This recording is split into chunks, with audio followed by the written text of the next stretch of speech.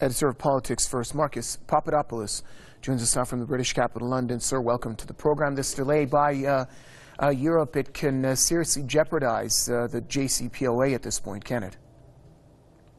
Yes, this news is disappointing, but surprising. After all, the European Union is coming under tremendous pressure from the United States to stop trading with Iran, or at the very least to limit its trade with Iran. And of course, Germany, which is the engine of the European Union, has been running Europe under American supervision ever since 1990, following the collapse of communism in Eastern Europe in the fall of 1989.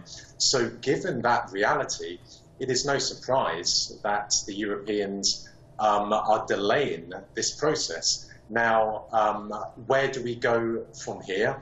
Well, I think genuinely the Germans and the French, and to an extent the British, do want to trade with Iran. Iran is, relatively speaking, a big market for those three European countries. But as I said, America has an extraordinary leverage over the European Union, and the Americans are telling the Europeans in no uncertain terms, albeit in private, that the choice is the American market or the Iranian market. At the end of all of this, do you think that the European Union will come through, or it's just going to buckle under the pressure of the United States?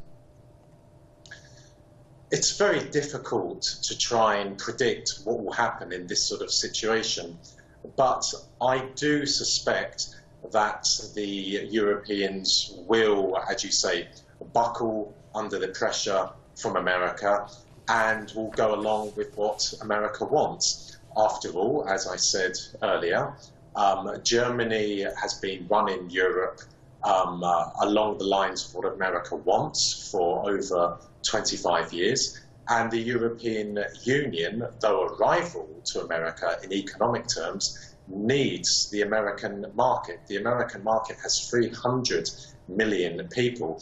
So if we're talking in the context of business, then it makes sense, of course, for Europe to turn to America as opposed to continuing its trade with Iran. Now, that is a very, very sad reality, but the Americans have enormous economic clout anywhere in the world.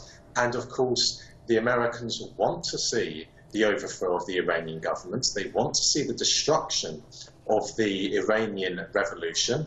And the Americans don't necessarily have to militarily invade Iran to do that. They can use their economic clout, and they can use that clout in many ways. And one of them is by influencing the European Union into stopping its trade with Iran or reducing its trade with Iran. It speaks wonders plenty about the malignancy of American foreign policy. Editor of Politics First, Marcus Papadopoulos, joining us from London.